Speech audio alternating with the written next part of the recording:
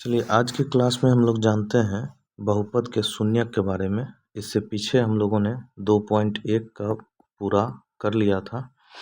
आइए जानते हैं बहुपद के शून्यक के बारे में। शून्यक, बहुपद के शून्यक आखिर क्या होते हैं?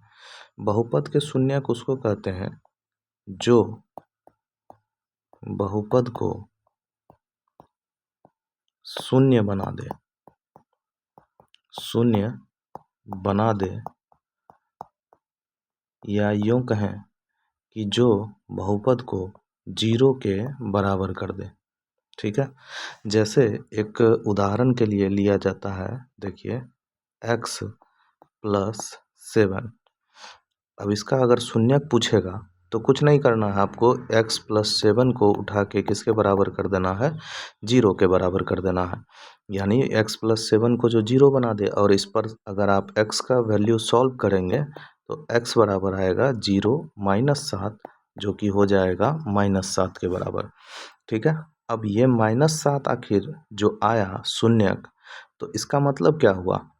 अगर जो मेरा बहुपद था x + 7, इस x के जगह अगर हम -7 रख दें और ये -7 और +7 मिलके क्या हो जाएगा? 0। यही है बहुपद का शून्यक, जो बहुपद को शून्य बना दे या 0 के बराबर कर दे। आइए उदाहरण का दूसरा प्रश्न देखते हैं। दूसरा प्रश्न कहता है x बराबर 1 पर px 5x² - 3x + 7 का मान निकालना है। तो मान निकालने वाले प्रश्न में आपको कुछ नहीं करना है, बस जो x का वैल्यू जो दिया हुआ है उसमें आपको x के जगह उसको पुट कर देना है। जैसे यहाँ 5 और 5 और x के बीच में गुना का चिन्ह है तो गुना दे देंगे, और x का जो वैल्यू दिया हुआ है यहाँ उसको उठा के रख देंगे। -3 गुना x के जगह 1 है तो 1 लिख देंगे, ठीक, और +7, और 1 का स्क्वायर किया जाए तो 1 ही होता है। -3 गुना 1 क्या होगा? 3 होगा, और +7। 5 को 1 से गुना करेंगे 5, -3 + 7। 5 और 7 को जोड़ देंगे और 12 में से 3 को घटा देंगे तो क्या हो जाएगा? 9। और यही इस प्रश्न का उत्तर हो जाएगा। आइए दूसरा प्रश्न देखते हैं। उदाहरण दूसरा का क्या कहता है? y बराबर 2 पर qy का मान जो दिया हुआ है 3yq - 4y और +√11 का मान निकालना है। कुछ नहीं, आपको y के जगह बस 2 पुट कर देना है, या यूँ कहें 3 × y का क्यूब है तो y के जगह 2 रखेंगे, 2 का क्यूब, -4 गुना 2 और प्लस में √11। 3 गुना 2 का क्यूब कीजिएगा तो 8 हो जाएगा, और 4 दूना 8 हो जाएगा, और प्लस का √11। 8 तिया 24 -8 और प्लस का √11। 24 में से 8 घटाएंगे तो 16 और प्लस का √11। हमारा आंसर यहीं पर समाप्त हो जाएगा। आइए इसका तीसरा प्रश्न देखते हैं। t बराबर a पर pt बराबर जो 4t⁴ और +5t⁴ -t² + 6 का मान निकालने का रहा है, तो कुछ नहीं, t के जगह बस आपको a रख देना है।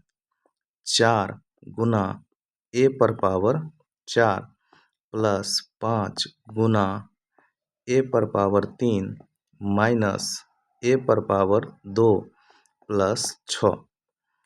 4 गुना a⁴ रखेंगे तो 4a⁴ + 5a⁴ 3 -a² + 6। अपना आंसर यही हो जाएगा।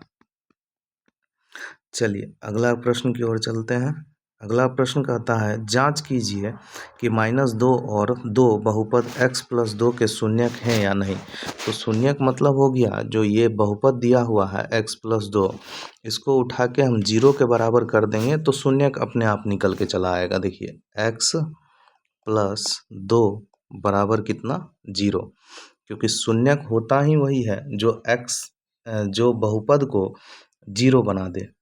तो x बराबर अगर आप वैल्यू निकालेंगे यहाँ तो 0 -2 और x बराबर क्या हो जाएगा -2। यानी इससे क्या पता चलता है कि -2 तो शून्यक है लेकिन 2 शून्यक नहीं होगा।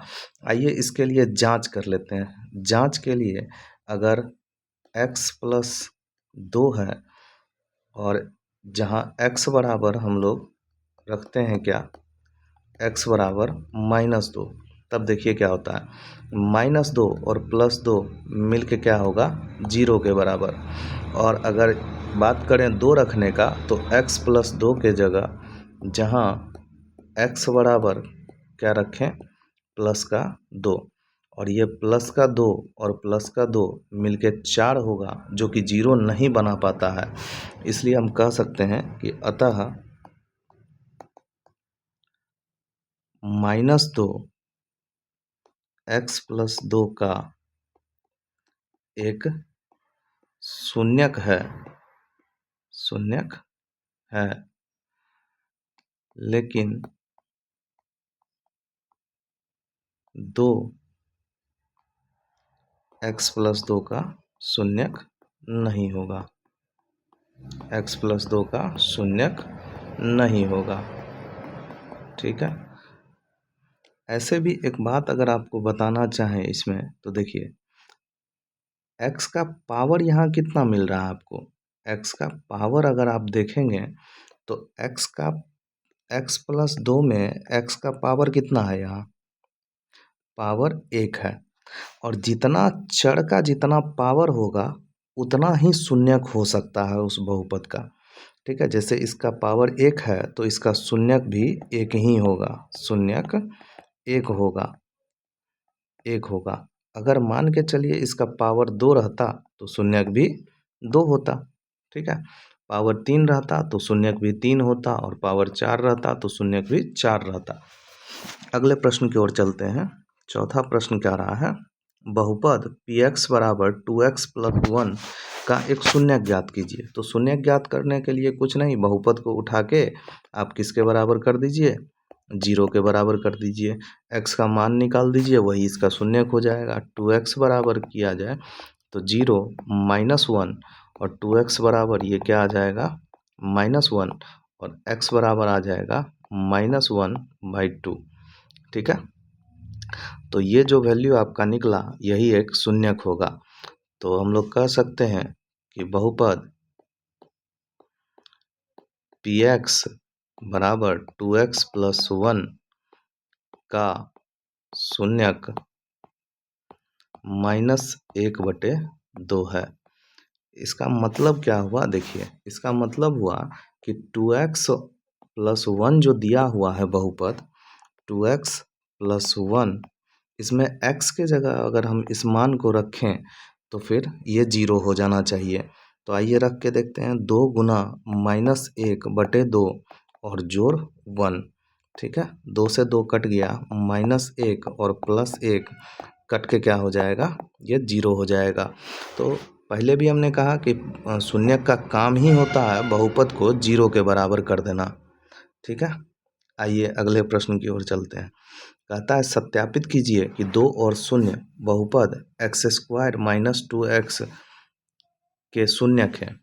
तो शून्यक के लिए अब देखिए अगर मान के चलिए इसको हम px ले लेते हैं px बराबर है x² - 2x।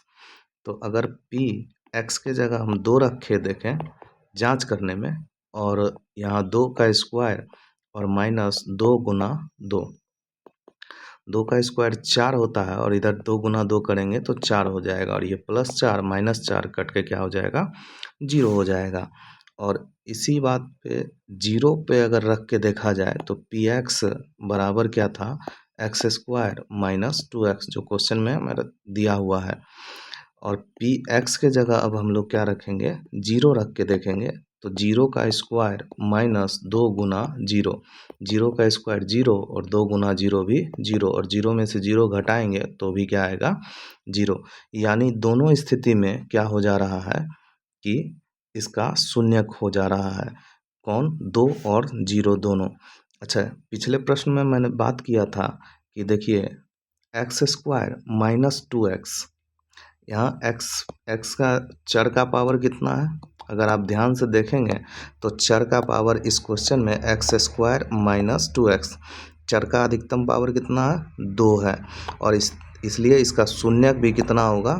शून्यक भी 2 होगा, जो कि आपको यहाँ दिख रहा होगा, एक 0 और ये एक 2 और एक 0। तो हम लोग लिख सकते हैं कि एक्स स्क्वायर माइनस 2x के शून्यक 2 तथा 0 है। ठीक है। अब इसके बाद वाले एक्सरसाइज 2.2 का प्रश्न हम लोग अगली वीडियो में देखेंगे। अगर कहीं किन्हीं को समझने में दिक्कत होगा तो कमेंट बॉक्स में कमेंट करेंगे, हम उनके समस्या को सुलझाने का प्रयास करेंगे। मिलते हैं अगली वीडियो में। धन्यवाद।